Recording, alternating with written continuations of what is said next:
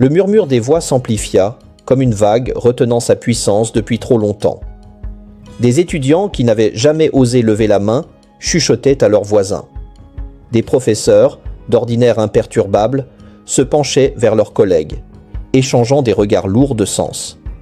Quelque chose venait de changer, irréversiblement. Daniel, lui, était de retour à sa place, immobile, détendu, comme s'il n'avait rien fait d'exceptionnel.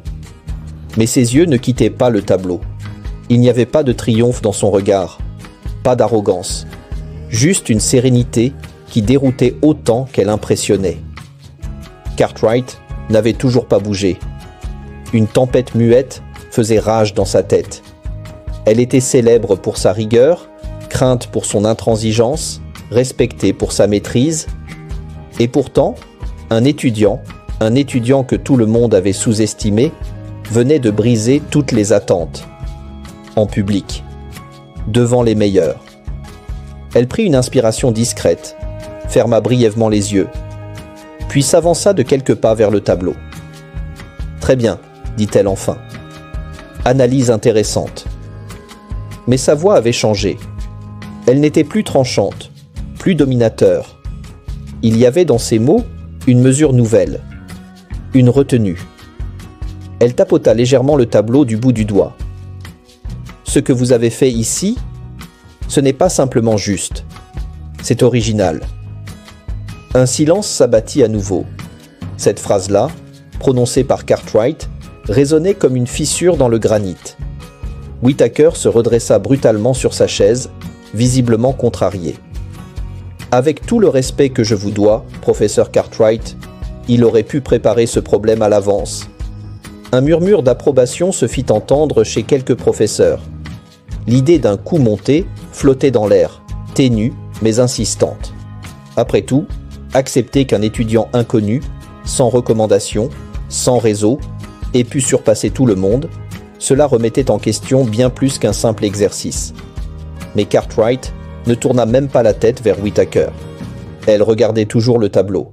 « Si c'est le cas, dit-elle d'un ton sec, alors il a une mémoire phénoménale, une capacité de démonstration sans faille et une compréhension conceptuelle supérieure à quiconque ici.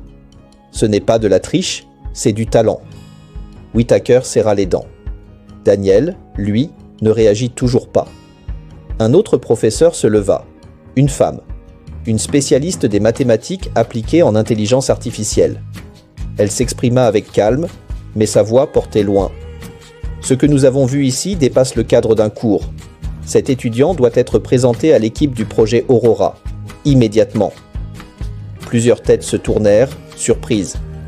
Le projet Aurora était une initiative interuniversitaire ultra sélective, réunissant les esprits les plus brillants pour travailler sur des modélisations mathématiques de haut niveau, à la frontière entre science pure et prospective. Daniel haussa un sourcil. Il connaissait le nom, bien sûr. Tout passionné de mathématiques en rêvait. Mais lui n'y avait jamais songé sérieusement. Il savait comment les portes se fermaient dès qu'on portait le mauvais prénom, le mauvais visage. « C'est prématuré », protesta un professeur.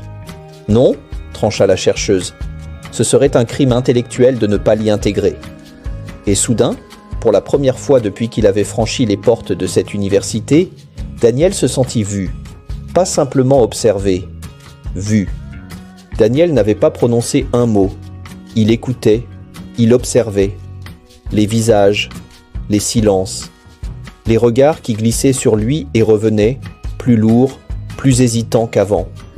On ne savait plus dans quelle case le ranger. Trop brillant pour être ignoré, trop inattendu pour être classé. Il se savait au centre d'un débat qui ne parlait pas que de mathématiques. C'était une lutte bien plus profonde, plus ancienne. Et maintenant, il devait décider. Accepter de monter dans cette lumière soudaine ou reculer et laisser d'autres parler à sa place. Linda Cartwright croisa enfin son regard. Elle n'avait pas souri. Mais quelque chose dans ses yeux avait changé. Pas une tendresse, pas même du respect, plutôt une curiosité. Elle s'adressa à lui, cette fois sans condescendance. « Monsieur Reed, que pensez-vous du projet Aurora ?» Il prit quelques secondes. pas pour réfléchir à sa réponse, pour observer ceux qui l'attendaient, puis il se leva. Sa voix était calme, froide, mesurée. J'en pense que ce n'est pas un projet pour les plus brillants. C'est un projet pour ceux qu'on pense brillants. Un souffle parcourut l'amphithéâtre. Il continua. Je n'ai jamais été invité à ce genre de table, pas parce que je ne comprenais pas, mais parce qu'on ne me regardait même pas. Aujourd'hui, je ne suis pas devenu plus intelligent qu'hier. Ce qui a changé, c'est que vous avez bien été obligé d'ouvrir les yeux. Un silence. Puis il sourit légèrement. Pas pour provoquer, pas pour défier, mais parce qu'enfin, il n'avait plus peur de dire les choses telles qu'elles étaient. Alors je veux bien rencontrer l'équipe Aurora, pas pour leur prouver que je suis à la hauteur, mais pour leur demander pourquoi il leur a fallu autant de temps pour le remarquer. Des frissons traversèrent plusieurs étudiants. Certains professeurs baissèrent les yeux. Whittaker, lui, se redressa lentement, les bras croisés. Il comprenait qu'il avait perdu. Pas seulement une joute intellectuelle, mais un monde qui basculait, une autorité qui s'effritait, une époque qui touchait à sa fin. Cartwright, elle, hocha la tête. « Réponse correcte », murmura-t-elle. Et dans ce murmure, pour la première fois, une forme de respect. Les jours suivants passèrent, mais rien ne redevint tout à fait normal à l'université du Michigan. Daniel venait toujours en cours, même sweat à capuche gris, même allure discrète. Il s'asseyait toujours au même endroit, au milieu des rangs, mais cette fois, les regards n'étaient plus les mêmes. Ils n'étaient plus méprisants. Ils étaient chargés de questions. Certains venaient lui parler à la fin des cours, timidement. D'autres lui demandaient s'il acceptait d'expliquer une méthode, de relire une démonstration. Daniel ne cherchait pas l'attention, mais il ne la fuyait plus. Il répondait, toujours calmement, toujours avec cette clarté presque irréelle, cette précision qui faisait de chaque réponse un petit miracle de logique. Cartwright, elle, ne modifia pas ses méthodes, toujours aussi stricte, toujours aussi exigeante.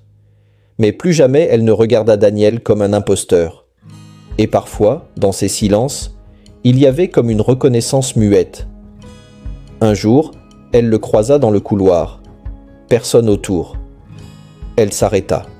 « Vous savez, Daniel, » dit-elle sans le regarder, « vous m'avez rappelé quelque chose. » Il attendit, intrigué.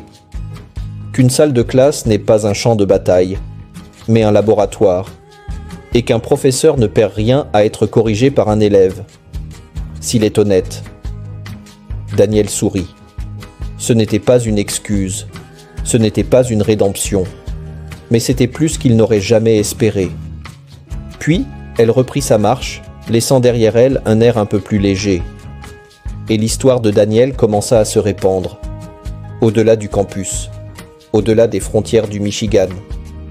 Une vidéo de son intervention circula sur les réseaux. Des forums de mathématiques analysèrent ses solutions. Des élèves d'autres universités partagèrent son nom comme une légende moderne. Une promesse qu'on pouvait être soi-même, affronter les pires préjugés et triompher sans rien céder. Mais Daniel, lui, gardait le silence. Il ne donnait pas d'interview. Il ne racontait pas son histoire. Il laissait les chiffres parler pour lui. Parce qu'au fond, ce qu'il voulait, ce n'était pas briller. C'était ouvrir la voie pour que le prochain Daniel n'ait pas à se battre autant. Et ça, c'était son héritage.